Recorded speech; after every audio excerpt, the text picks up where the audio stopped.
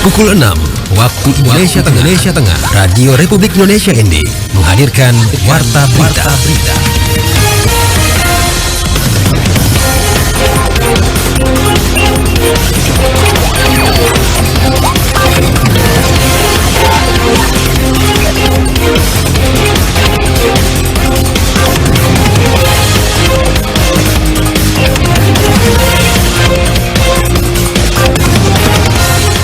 Selamat pagi saudara, Anda mendengarkan Warta Berita Daerah RRI ND edisi Selasa 22 April 2025. Sari berita, semangat Kartini hidup di perempuan disabilitas ND. Pemda ND usulkan anggaran perbaikan fasilitas perkantoran yang rusak di tahun 2026. Bersama saya Joanna Para, inilah berita selengkapnya.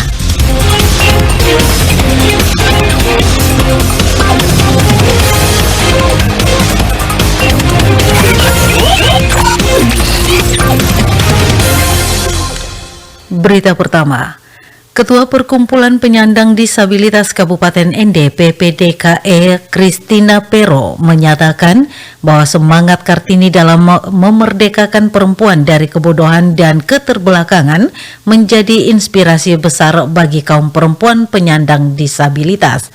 Laporan Lady Badin.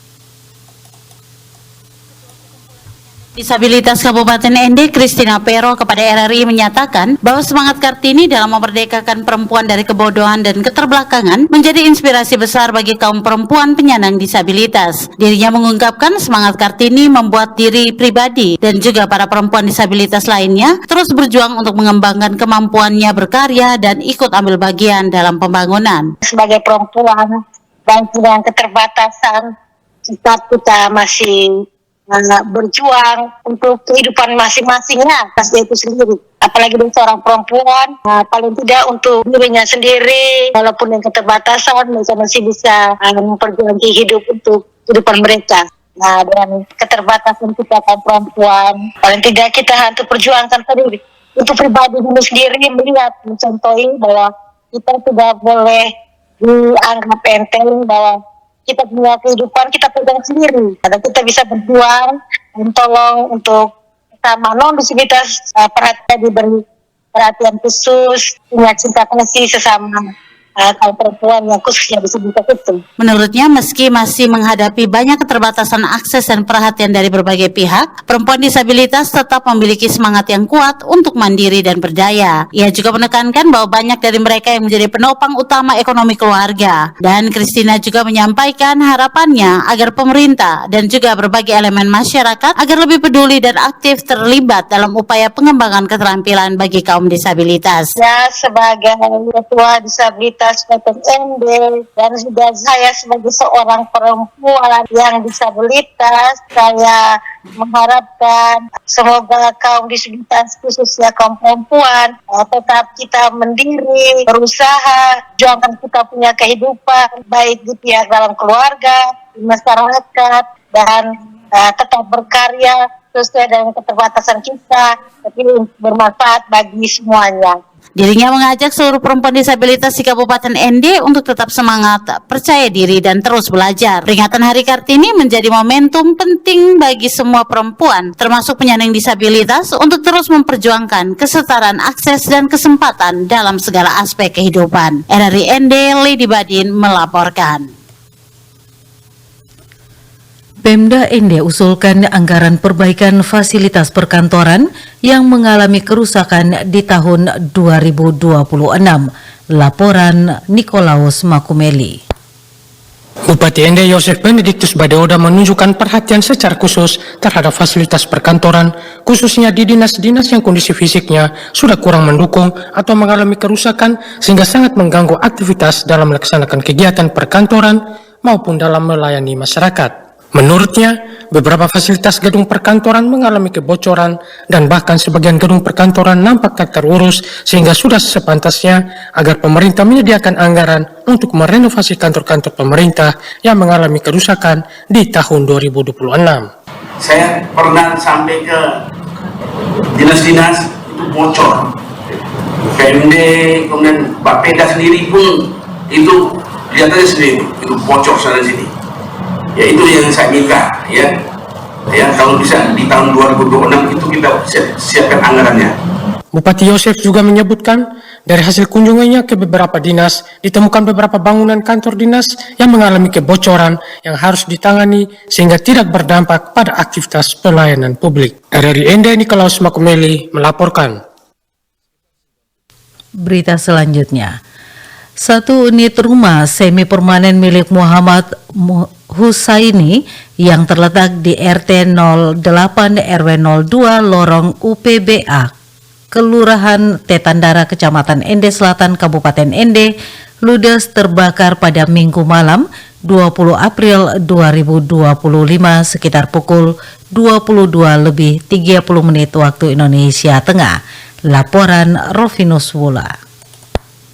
Lurah Tetandara Anwar Hama Esa saat dikonfirmasi RRI melalui sambungan telepon membenarkan insiden kebakaran tersebut. Ia menyebutkan rumah dihuni oleh dua kepala keluarga, Setroni Jamiloro, Roni, dan Midia Rahe. Menurut Anwar, kebakaran terjadi pada saat pemilik rumah Ibu Midia Rahe sedang berada di luar kota, tepatnya di Kecamatan Nangapenda. Sementara para penghuni lainnya termasuk Setroni dan keluarganya sedang tidur di dalam rumah. Dugaan awal api berasal dari lilin yang dinyalakan di dalam rumah karena listrik tidak menyala untuk penerangan. Meski tidak menimbulkan korban jiwa, seluruh isi rumah termasuk surat-surat penting dilaporkan hangus terbakar. Para penghuni berhasil menyelamatkan diri sesaat sebelum api membesar. Kejadian itu jam 10.36 ya, sekitar 3 itu informasi dari masyarakat PRT 10 lewat atau setengah 11 kejadian kebakarannya. Sumber penyebab apinya kebakaran itu tadi malam informasi yang saya dapat bahwa kemungkinan saja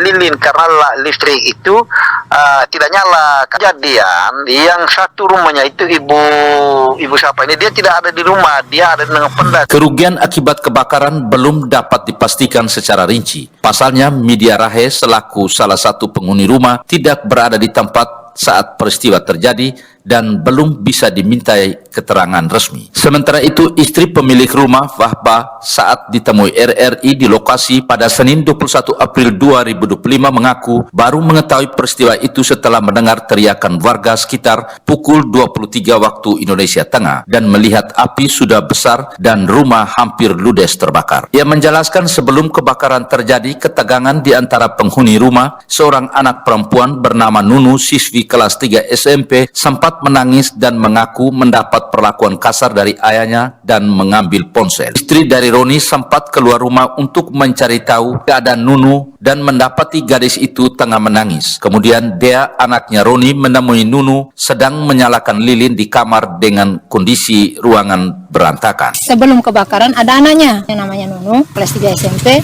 Sebelum kejadian itu, anak itu sempat menangis. Entah masalahnya apa, tidak tahu karena tidak disampaikan.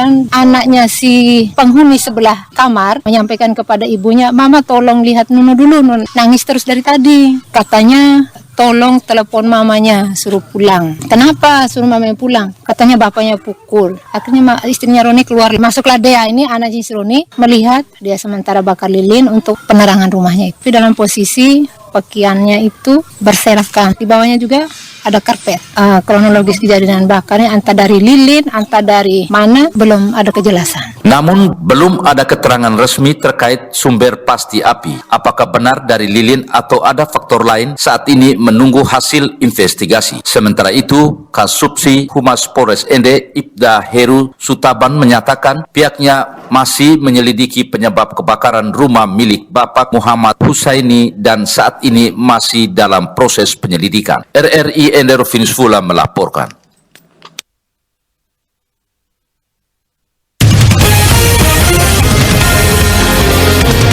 Anda sedang mendengarkan Warta Berita RRI ND.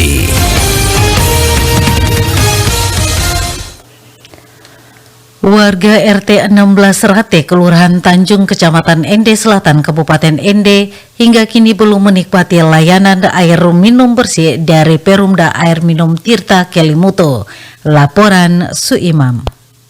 Keluhan ini disampaikan langsung oleh Ketua RT setempat, Faisal, Senin 21 April 2025 yang berharap ada perhatian serius dari pemerintah daerah, khususnya Perumda Tirta Kelimutu Ende. Dijelaskan, air bersih adalah kebutuhan dasar. Sayangnya hingga saat ini, masyarakat di samping tempat pembuangan akhir TPA belum mendapatkan pelayanan tersebut. Harapan kami masyarakat ini agar jaringan air ini bisa sampai ke kampung kami. Ia menambahkan, sekitar 15 tahun yang lalu, wilayahnya pernah ada jaringan pipanisasi air bersih dari PDAM, namun ketika tersambung airnya tidak pernah keluar atau mengalir dan hanya angin saja. Menanggapi keluhan tersebut, pelaksana tugas PLT Direktur Perumda Tirta Kelimutu, Donata M.A. Ladapase mengakui adanya kendala teknis dalam distribusi air ke wilayah Rate. Awalnya, distribusi air bersumber dari unit IKK Nangaba, namun karena adanya penyempitan pipa dari 6 dim menjadi 3 dim, pelayanan aliran air ke Rate menjadi terhambat. Untuk menjawab langsung aspirasi warga, Donata M.A. Ladapase akan turun langsung ke lapangan bersama tim teknis untuk melakukan survei ulang terhadap jaringan lama yang pernah dibangun agar dapat diintegrasikan kembali dengan pipa transmisi utama berukuran 6 dim yang kini sudah tersedia di wilayah Rate. Jadi kita minta kesediaan dari Pak Faisal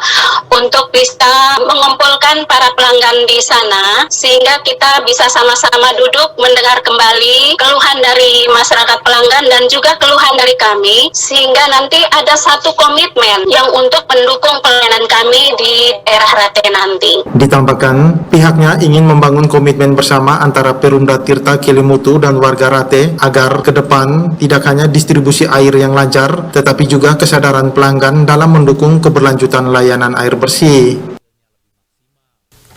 Berita terakhir, kedatangan investor harus berdampak kepada kesejahteraan masyarakat. Laporan Epi Wahab.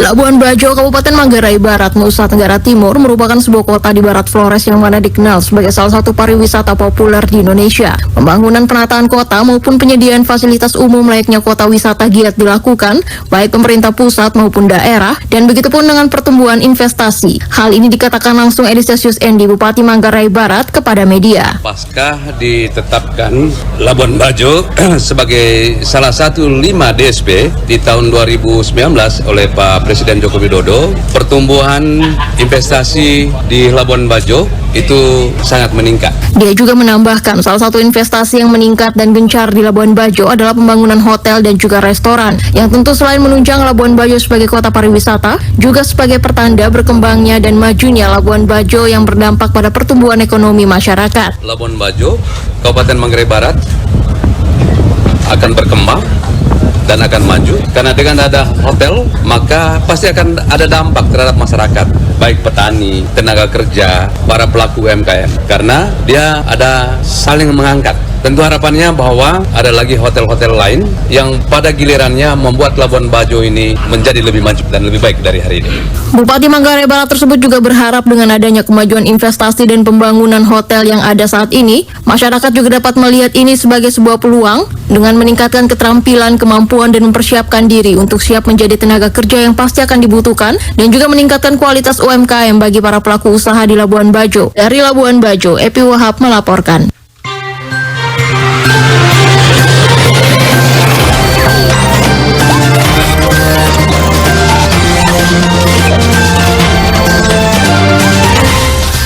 Terima kasih Anda telah mengikuti Warta Berita RRI ND.